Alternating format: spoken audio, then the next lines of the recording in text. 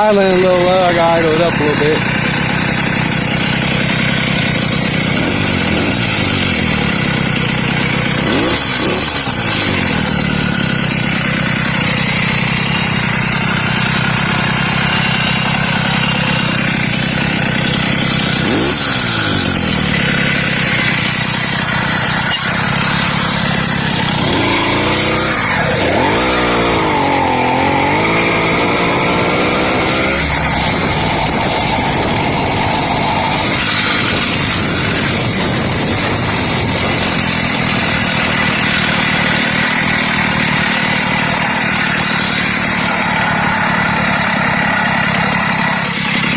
Sounds pretty good.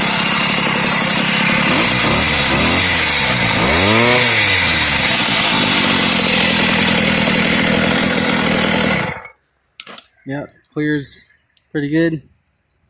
Just pretty much the filter is past the actual engine cover, but it's way up here, so it all clears pretty good. Gotta put a rear brake lever and cable on. It's got the V brakes, so no tensioner, works pretty smooth. But figured put a little gas in.